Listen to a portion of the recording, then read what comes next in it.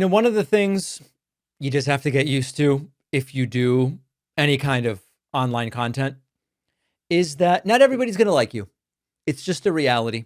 And some people won't like me because they've evaluated the things I say and they just don't agree. And you know what? I respect that. And they can write in and they can tell me, here's what I think you got wrong. Here's where I think you're going wrong. But then others are just kind of horrible people. And there is someone who wrote to me on Instagram, Admiral With, who says, where did you get your info from, David? Living under a stone for years, Trump is on top of the game, and only Republicans understand that Iran is a taro state. Not taro like the vegetable, but I think they mean terror. Why do Trump get so much support from the other Arab countries, David? He stopped 8 wars. Take in one day Maduro out. Gaza is a little more tricky, but overall, Trump do their best he can. Not to forget that he cleaning up the mess Obama make and Biden to with stupid money deals. Obama. Exactly. These are not people we can convince and bring over to our side. Now, I hate to do this because a couple people get mad every time, but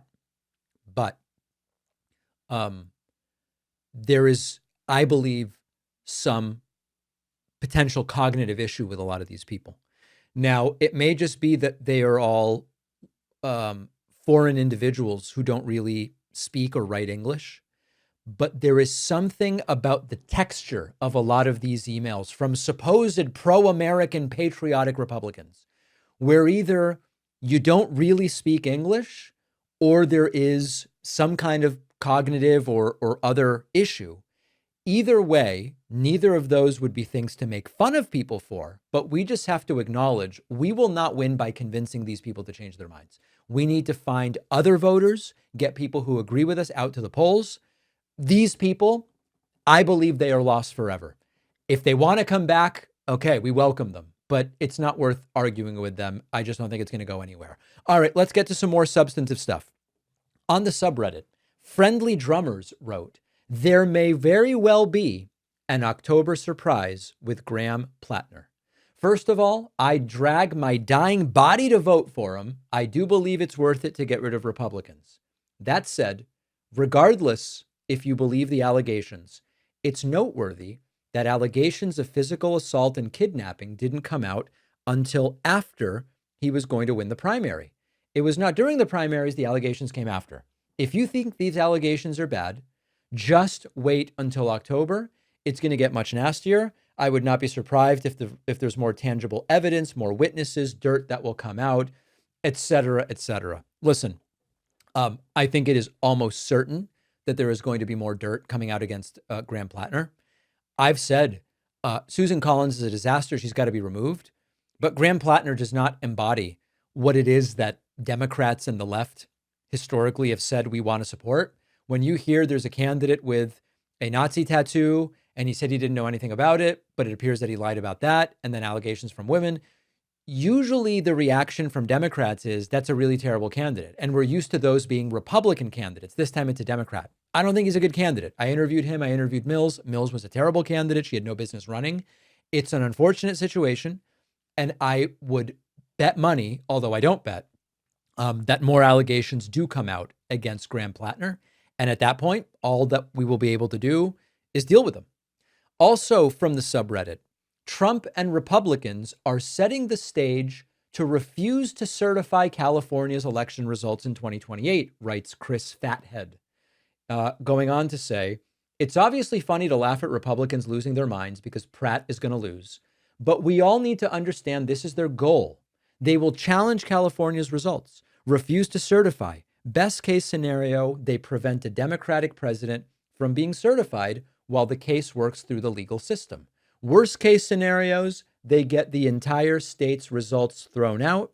They get them to declare Republicans win California, or they declare some kind of state of emergency around elections and install Trump as president indefinitely. Legally, I don't know what their strategy will be, but I am 100% positive Trump's people are having conversations about it. If it gets to the Supreme Court, they will side with Trump. Listen, I think a bunch of these predictions are not going to happen. Trump is not going to be installed as president indefinitely because of what they do with California's results in November of the primary. That's not going to happen.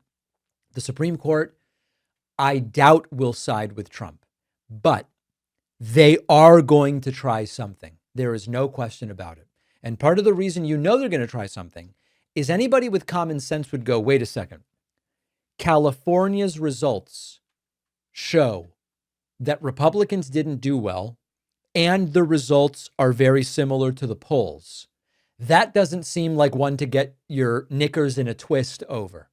And yet they're going, there was fraud and all this different stuff.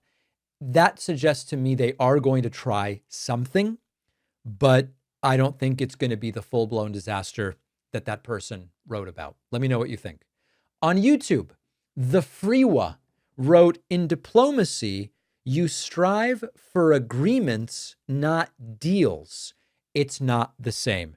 Well, one of the things that came to mind to me as I heard Donald Trump erratically talk about this deal is done and that deal is done and whatever, one of the things that came to mind to me is that what matters is what the other parties agree to do and follow through on doing. A deal in which even if the other party says we will sign off on doing X, Y, Z, if they aren't actually willing to do it, and if you don't have mechanisms for determining whether they've done it, which, remember, when they were asked, what about ways to verify? And they go, well, it's going to have to be negotiated. It's kind of a worthless deal. And you can have legal recourse, you might have military recourse, but at the end of the day, if there are not enforcement mechanisms and counterparts to treaties or agreements who are actually determined to be in the agreement and meet its requirements, they're kind of worthless. And this is why Trump's endless, they're agreeing to this, they're agreeing to that.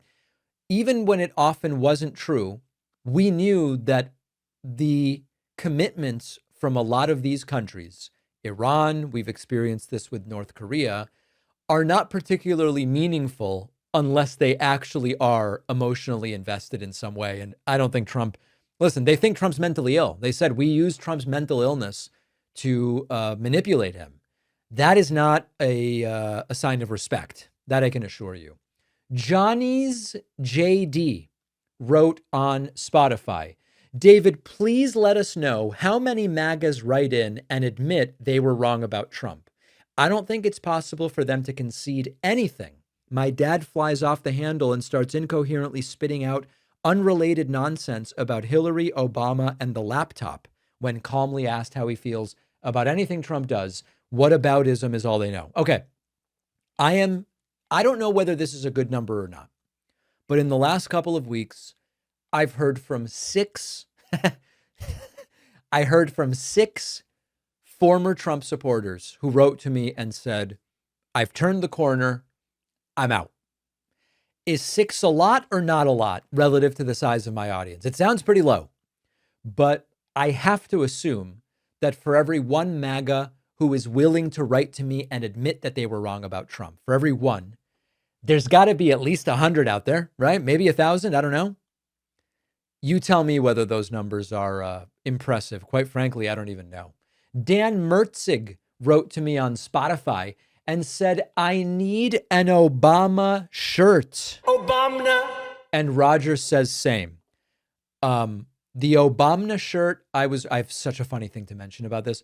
Last week, I wore an Obama shirt on the show. We make and sell that shirt, okay? So if you just go to our store, you can find it on the website.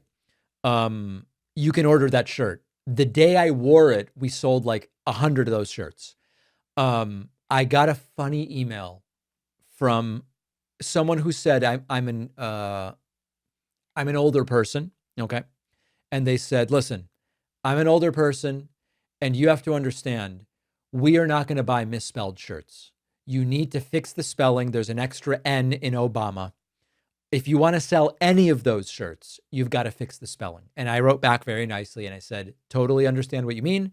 It's an inside joke. It relates to Obama. Donald Trump wrongly pronouncing Obama as Obama. We're selling, overall, we've sold thousands of these shirts. Very nice email, polite. And I explained, it is spelled correctly. Don't worry about it. Stephanie wrote in and said, I've noticed Trump is beginning to take on that distant, faraway look with his mouth hanging open slightly. This is classic senile dementia. A lot of people wrote to me and said, David, what's changing about Trump? Yes, his vocabulary is getting more limited and all of that stuff. That's true. But what's really changing is he has this vacant look. And people write in and they go, I saw it with Grammy. I saw it with Pop or whoever. Observations from people. Anecdotes that taken together, maybe they do mean something. David Sutton wrote in on Substack and says, David, you missed the thread here. Obama's deal did not make Trump more rich or distract from his other crimes. Also, just a reminder that if Trump's lips are moving, he's probably lying, and the mainstream corporate media simply will not call him out or question him. Yeah, so we talked about what did Trump not like about the Obama deal. And primarily, it's that it had Obama's name on it. Trump doesn't like that. Trump hates that, in fact. And what David is pointing out is, well, he also doesn't like that the Obama nuclear deal with Iran didn't make Trump richer. It didn't distract from Trump's crimes, etc. And I think that those are also factors. Trump's always about what is good for me here. And one of the things that should make us extraordinarily suspicious about Donald Trump involved in any kind of agreement with another country is the question of how he's going to enrich himself. And we've talked about some of the ways, and if and when we see the final text of this agreement, we will probably see more ways. Send in your comments, info@davidpakman.com. Remember that my book is now available for pre-order, davidpakman.com/attention. A limited number of signed copies are available. The information is at davidpakman.com/attention. You can also get the audiobook. You can get the ebook. You can get whatever you want. And I am in the process right now of recording the audiobook, a very painstaking process to get the pronunciation of everything like sabotage and Tulsi. Everything must be pronounced correctly in the audiobook. And my commitment to you today is it will be. We've got a great bonus show for you today. I'll see you then, and I'll be back next week. Thanks for watching. Check out another one of our videos and make sure to subscribe so YouTube keeps our content in your feed. And if you prefer audio, subscribe to the podcast on Spotify or Apple.